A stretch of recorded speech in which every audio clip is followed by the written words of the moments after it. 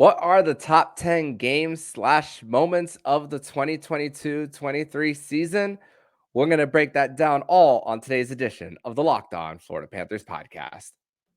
Your Locked On Panthers, your daily podcast on the Florida Panthers. Part of the Locked On Podcast Network, your team every day.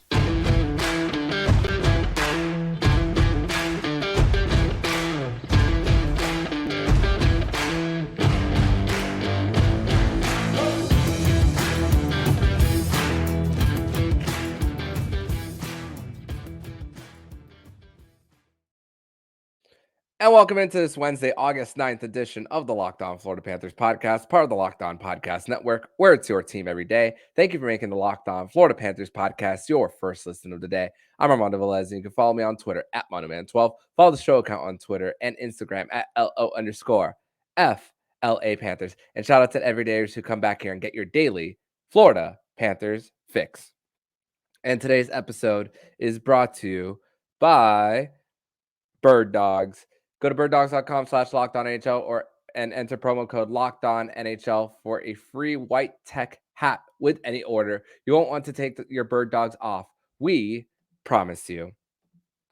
So, Cats fans, this is another edition of the show in the offseason where we're kind of repeating what we did last season, discussing our top 10 games slash moments of the 2022-23 season. But we do have a guest on today's show, and it is Wednesday, which means it is a Winans Wednesday edition of the show. Right off the IR, Jacob, welcome back to another edition of Locked On Panthers.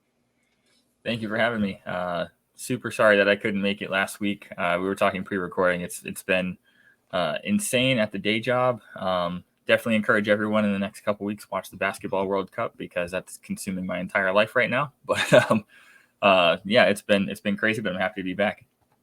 Yeah, and for those who don't know, Jacob will be traveling across the world to be covering the FIBA World Cup in the Philippines later this month. So Jacob, best of luck to you, my friend.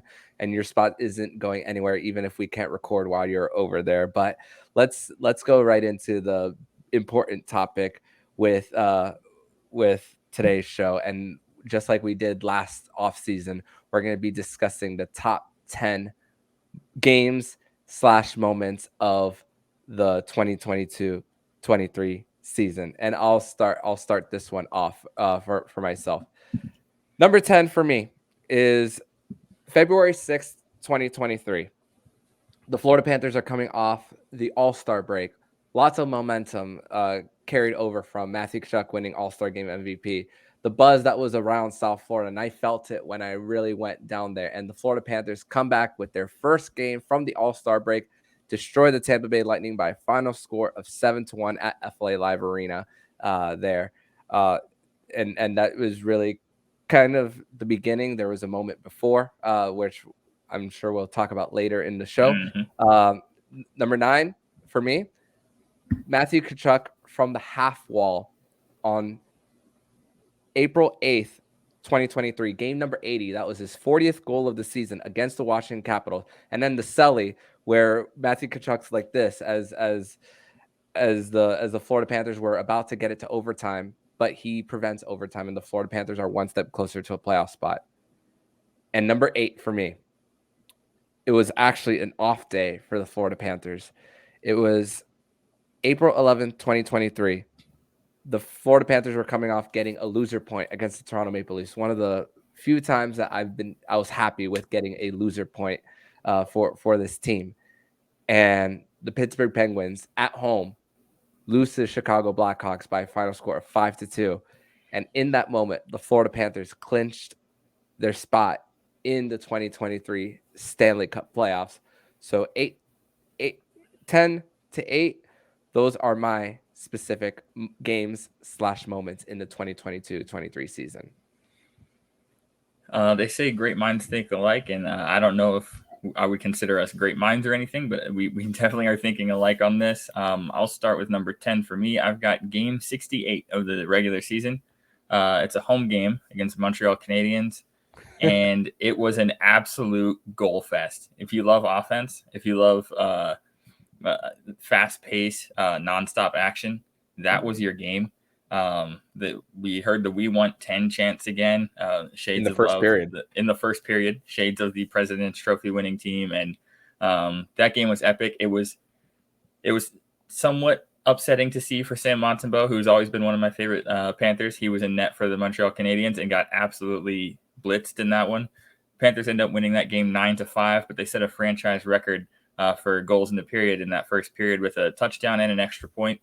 I thought that game was just electric. It was fun. And despite the amount of goals that the Panthers scored, they really didn't put that game away until after the first period. It was back and forth. The Panthers even trailed at one point, if I'm not mistaken. They gave up a ton of goals in that first period. But a 9-5 win, super exciting. Barkov was an absolute monster in that game. I love that one. That was number 10 for me. Number 9 for me is the game right before the All-Star break. Is a game against the Boston Bruins, and at the time it was really exciting the way that one ended, and no one knew at the time that was going to be sort of a precursor or a glimpse into the future of what the Panthers were going to do to the Boston Bruins later on in the season. But the game against the Bruins, the Panthers were down, and with, I want to say 2, maybe 1 second left on the clock, right before the buzzer, Sasha Barkov scores a goal to send it to overtime. And then in overtime, he assists Sam Reinhart on a wicked one-timer to beat the Bruins in an epic comeback and send the Panthers into the All-Star break on a high note.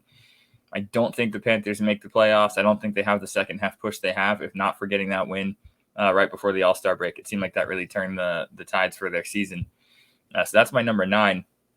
And then my number 8, I have on my list here, I simply wrote Buddy Robinson. And the anyone who doesn't know who Buddy Robinson is, you're either not a Panthers fan or you didn't pay close enough attention. But Buddy Robinson was the hero for the Chicago Blackhawks, beating the Pittsburgh Penguins. Buddy Robinson scores the biggest goal of the Panthers season, and he's on Chicago. I thought that you cannot leave that off the list.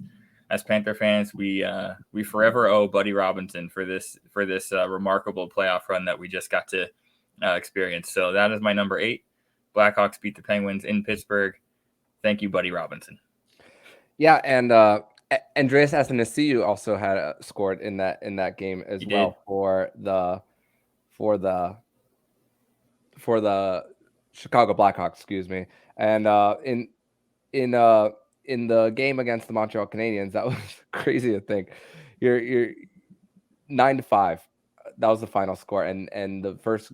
You think about the amount of goals in just the first 5 minutes alone. There were 4 in the first 5 minutes, and 6 in the first. 6 in the first 8 in that one, and it was really until the Carter Verhaeghe scored his 34th of the season to really get this to a 4-goal lead for the Florida Panthers. And I believe for the Canadians, they had Sam Montembeau in, then Jake Allen, back to Sam Montembeau, or something in that order for it. So I think one of them was because of an injury. And I think the Florida Panthers also switched goalies.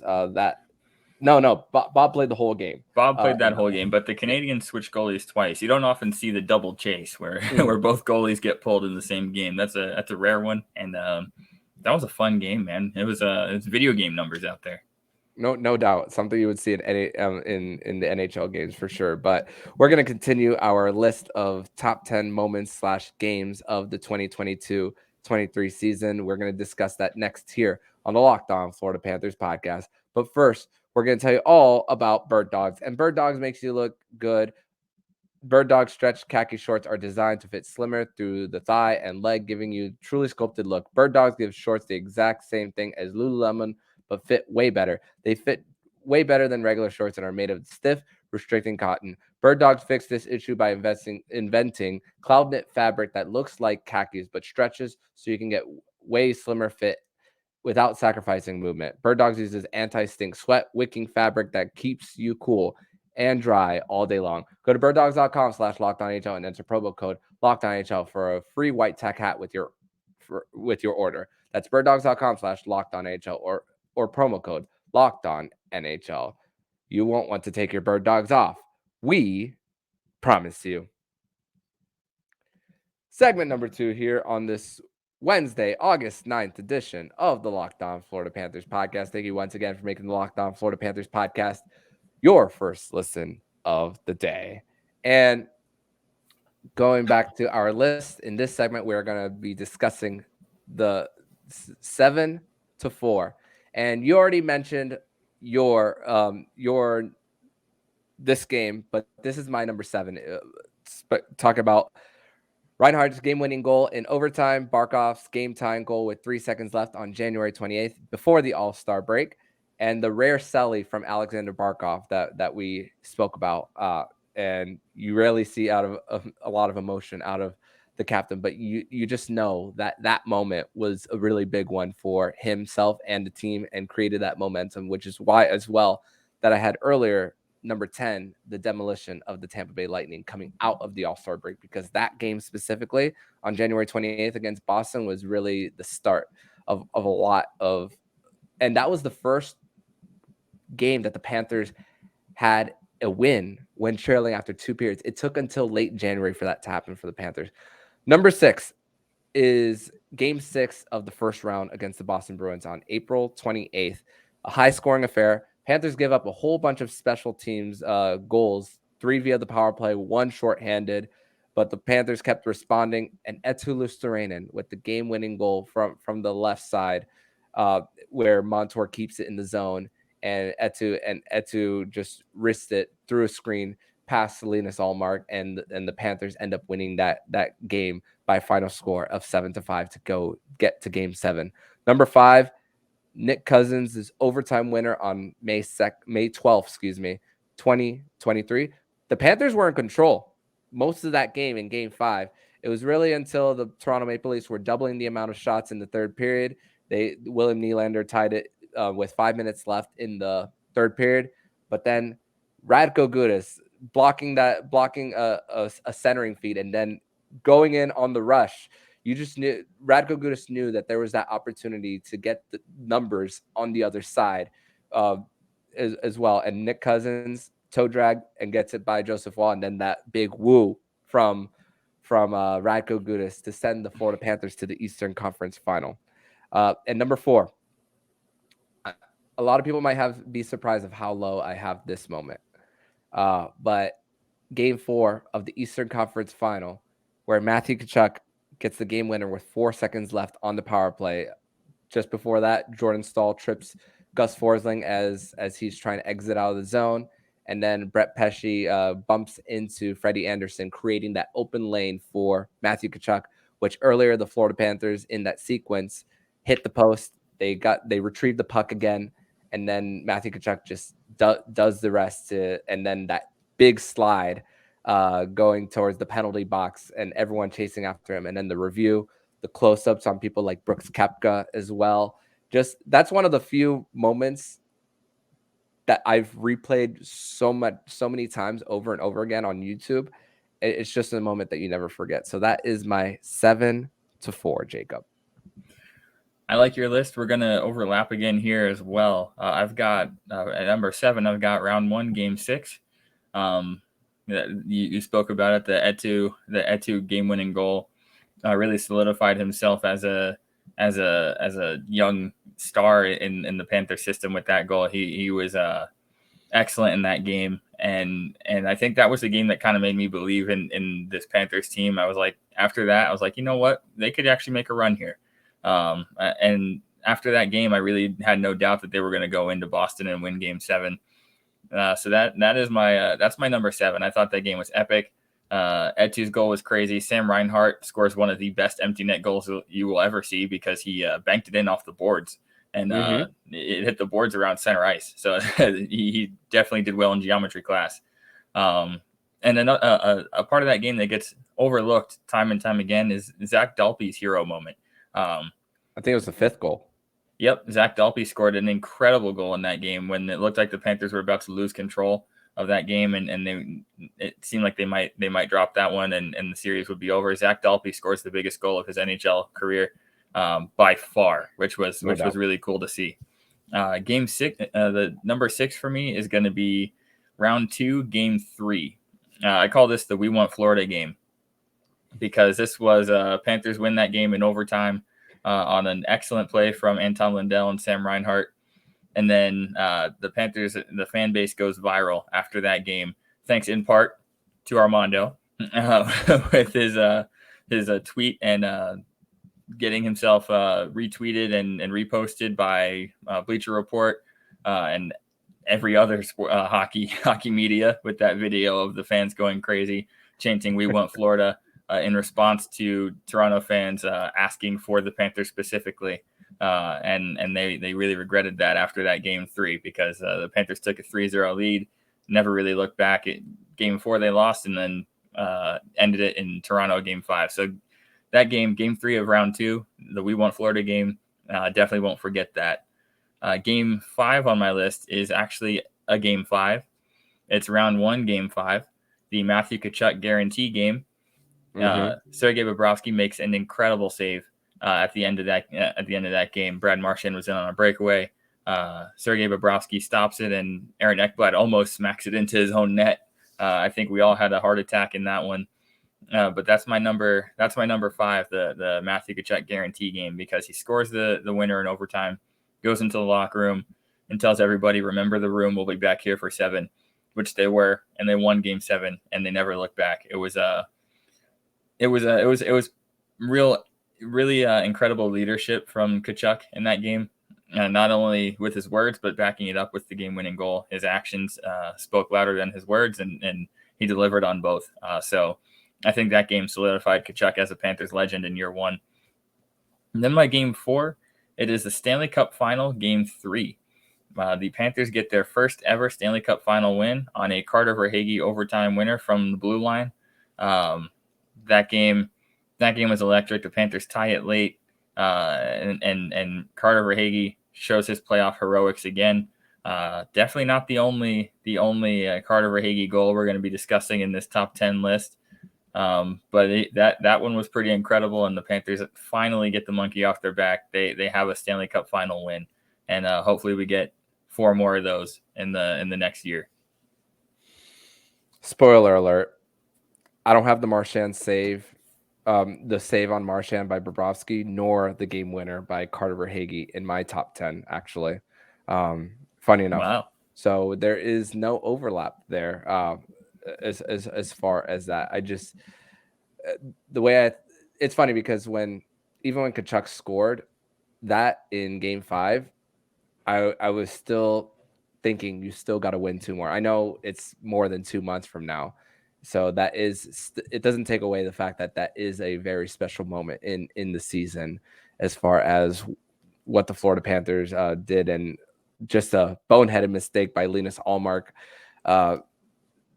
There and the way Carter Verhaeghe just bounced it off, and right place, right time for Matthew Tkachuk to make it happen, and just even when the Florida Panthers did win game 3 in the Stanley Cup Final, they were outplayed for that whole game. It was they were lucky to get 1 win out of that Stanley Cup Final, which is why I also didn't have that as a signature moment of the season. I didn't mention it, but one thing about that game that's so incredible now looking back is the fact that Matthew Tkachuk scores that game-tying goal to send it to overtime with a broken sternum. We had no idea that his sternum was broken, and he scores the game-tying goal to send that to overtime. I think that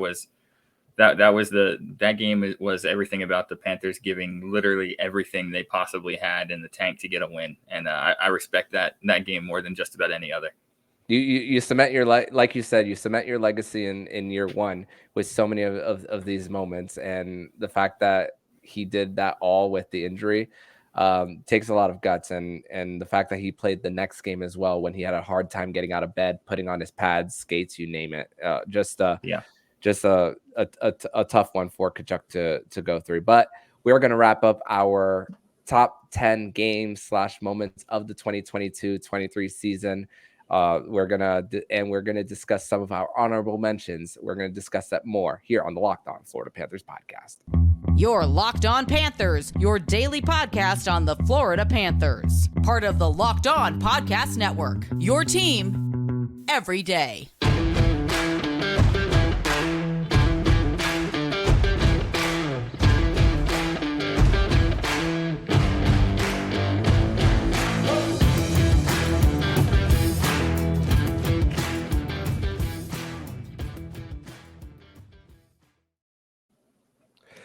Third and final segment here on this Wednesday, August 9th edition of the Locked On Florida Panthers podcast. Thank you for making the Locked On Florida Panthers podcast your first listen of today on another edition of Winans Wednesday, discussing our top 10 moments of the 2022-23 season. We're gonna discuss our 3 and 2, and then go to our number 1, and then go into our honorable mentions for the season as well, because there are so many great moments throughout the year. Number 3, you already mentioned this one, was for me, this was my number 3. This was ranked a little higher, and the Sam Reinhart overtime winner against the Toronto Maple Leafs in Game 3 on May 7th, and the We Want Florida chants. Funny enough, full disclosure, everyone, I was not even in the arena that night.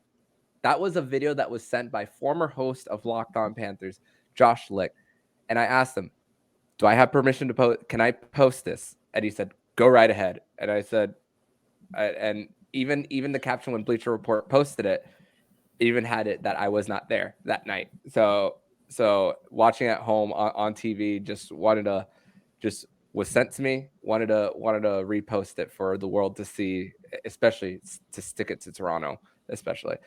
Number 2, Bussin' 5 or Bussin' 10. Bussin' 10. By Matthew Tkachuk. I wasn't going to put both games there on the list, but there's a specific one. It was Game 1 of the Eastern Conference Final, the marathon. Game starts at 8, ends at, I remember the time exactly when it ended too, 1:54 in the morning, and Lomberg was denied earlier in the game. I think it was the first overtime for goaltender interference, but 14 seconds left in the fourth overtime, about to go to a fifth.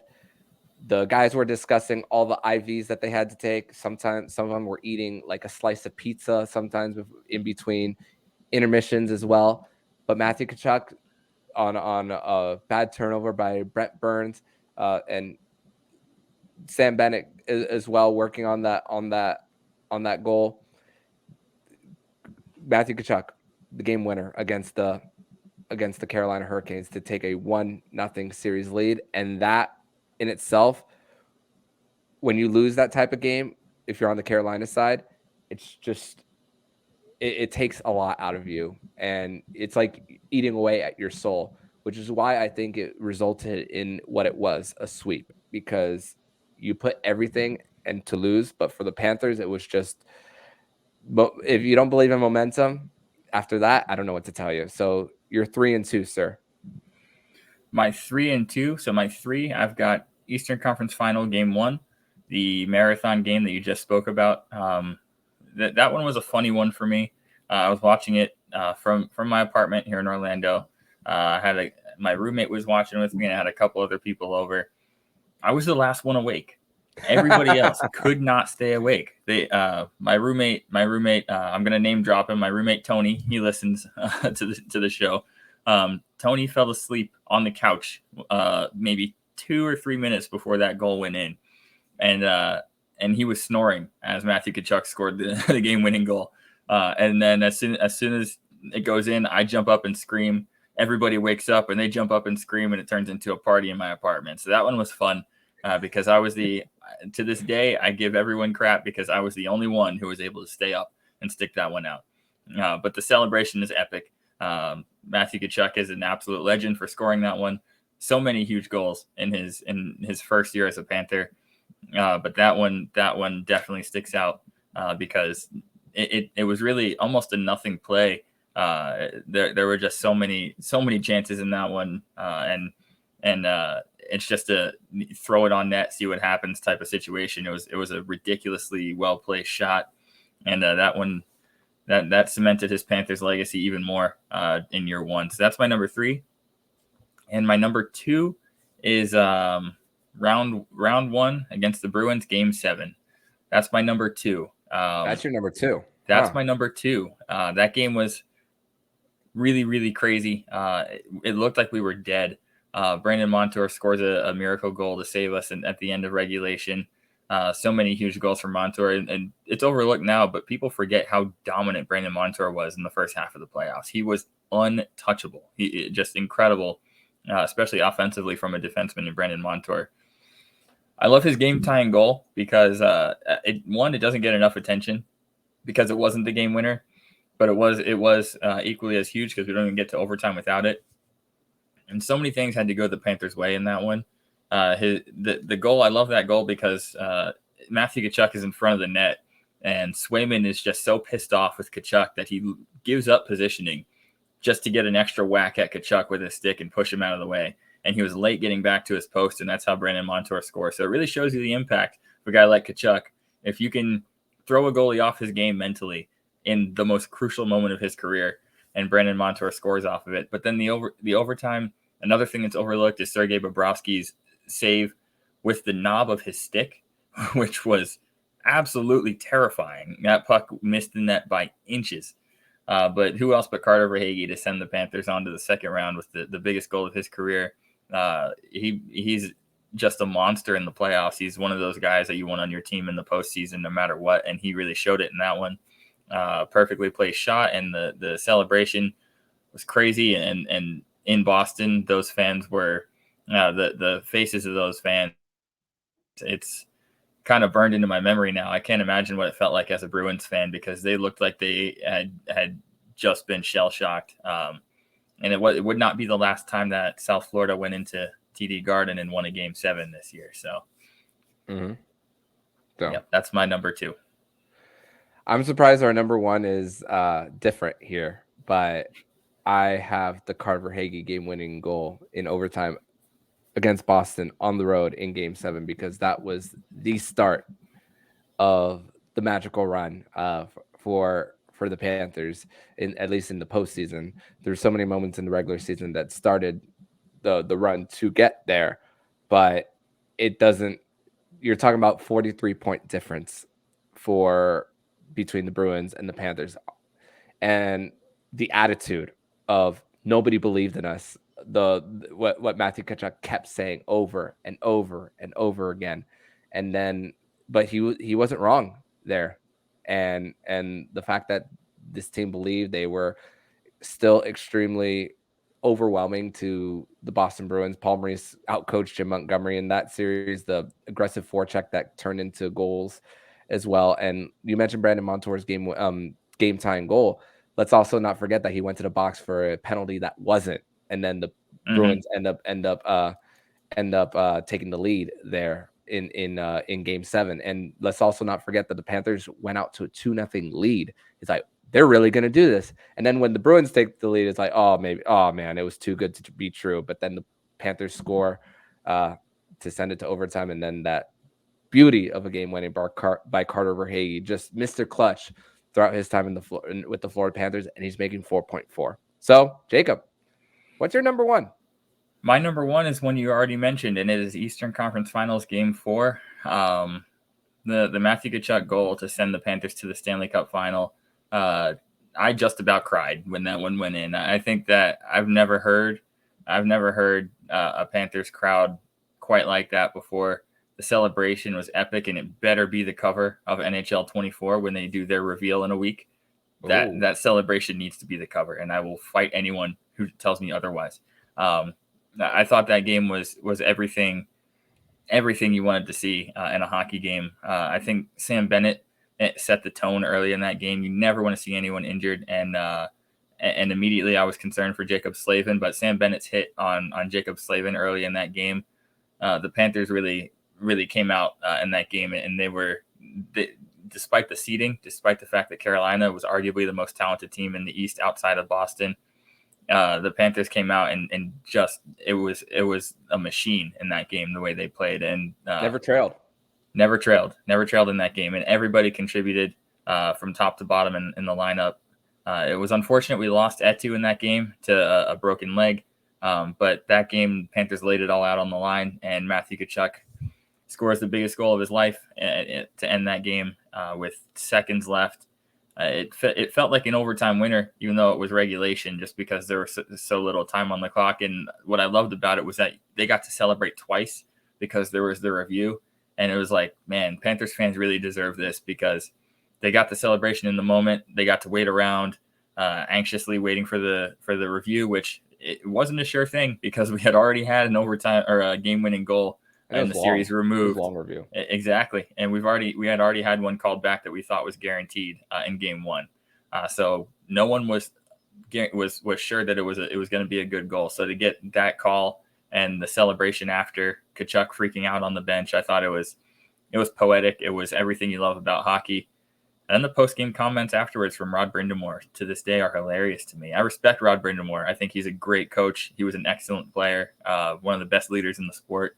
But the post-game comments, the people are going to look at this series and think we got swept, and that's not what happened. I thought that was just comically hilarious. So and that was a fun series. And the handshake line as well, playing Rocky Like a Hurricane and the handshake line, just everything I loved about that series.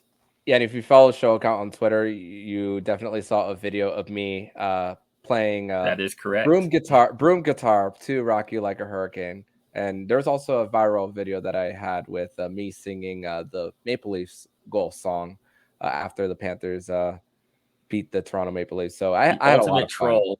Fun. Oh, it was that was the whole intention. The whole intention was to troll them. But if you have a few honorable mentions, I put all the blowouts against Montreal, shutting out Columbus twice, one by Bob, one by Alex Lyon, Tkachuk's hat trick versus Arizona on January 3rd, goalie duel between Bobrovsky and Gustafsson on February 13th, win versus Ottawa on October 29th, where the Panthers had a franchise record 58 shots on goal, Spencer Knight shutting out Carolina in November, 40 of 40, win versus Toronto with Paul Maurice's rant on March 29th, and then Montour had a game-winning goal. And then the two that you mentioned in your top 10 but are not in mine, the save by Bob on Brad Marchand and the game-winning goal by Carter Verhaeghe in Game 3 of the Stanley Cup Final. Any honorable mentions by you before we sign off for the night? Yeah, I've got a short list as well. So one of them is one that you already mentioned. It was Game 80 against the Caps in Washington. Matthew Tkachuk's game winner from the half wall. That game's overlooked, but I thought that was epic. Super clutch goal and was kind of a foreshadowing of how clutch Tkachuk was going to be in the playoffs. I've got a really random one on here. I've got Panthers versus Red Wings, the 5-1 game early in the season. One that a lot of people will kind of overlook, but that one's on my list because I was sitting behind the Red Wings net, and Matthew Tkachuk pulled one of the most disgusting moves I've ever seen in person. And it made highlight reels for the day, and then everyone kind of forgot about it. But I would just sat there in awe at his stick work on that goal. I highly recommend anyone who is a Tkachuk fan or is just bored without summer hockey, go watch the highlights of that game because Matthew Tkachuk's goal in that one was just ridiculous and did not get enough attention. I have a couple on here that were actually losses. I've got the watch party for the Stanley Cup Game 2. Matthew Tkachuk's hit on Jack Eichel. Even though we were getting blown out in that game, that hit on Jack Eichel, the way the building reacted, it was electric at that watch party. It's unfortunate we lost that game, but Matthew Tkachuk's hit on Jack Eichel, I kind of thought at the time it was going to turn the series around. It ended up not, but that one was pretty fun. That was a moment. And then the other loss on my list is Anthony Duclair's return to the lineup after his Achilles injury. Yeah. Yep. It was against Buffalo. We lost that game. But that one was a really fun game to be at. Everyone, the support for Duclair coming back from injury in that one was fantastic. It was great to see. Everyone rallied behind him, and if I'm not mistaken, he got an assist on the goal in that game. It was nice to see Duclair back in action. And then my last honorable mention is a game that you were at. Actually, it is a game against the Anaheim Ducks. President's Day.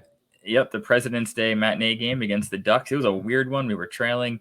The Stalls, for some reason, both Stahl brothers scored a goal to keep us in it, and then Carter Verhaeghe scores an overtime winner. A really nasty move. Shots. Yeah, ton of shots. John Gibson played like prime Patrick Waugh in that game, and somehow the guys to beat him were the Stahl brothers. So it's an interesting game. It was fun though, and I liked and I loved the Carter Verhaeghe overtime winner in that one. So those are my honorable mentions. Man, a lot of great moments in this season, some lows, some highs, but definitely great to look back and to rank them, and great to see that our number one and a few of them are in different order, but some of them are in fact on the list. But if you guys are watching this on YouTube, be sure to comment on what your moments in the 2022-23 season. If you're on Twitter, if you guys want to at us at LO_FLA Panthers, at Monoman12, at Jacob Winans 8, and you guys can definitely tell us what your moments, top 10 moments and games are for the 2022-23 season. But Jacob, I want to thank you so much for joining me on this edition of the Locked On Florida Panthers podcast. Tell everybody where they can follow you, even though I just mentioned it. Yep, you can follow me on Twitter at Jacob Winans 8, and back here on Locked On every Wednesday. So, looking forward to the rest of the offseason and some hockey coming up after that. Awesome, man. Thank you so much, and see you next week, my friend. Looking forward to it. Thanks. And if you like what you're hearing, please subscribe to the podcast to be notified every single time the Locked On Florida Panthers podcast jumps into your podcast feed. Don't forget to also subscribe to the other shows on the Locked On NHL network, including Locked On NHL, Locked On Fantasy Hockey, Flip Livingstone, and Steel Roden, and Locked On NHL Prospects. Thank you for making the Locked On Florida Panthers podcast your first listen of the day. So I'm Armando Velez with Jacob Winans, and you've been listening to Locked On Florida Panthers podcast, part of the Locked On Podcast Network, where it's your team every day.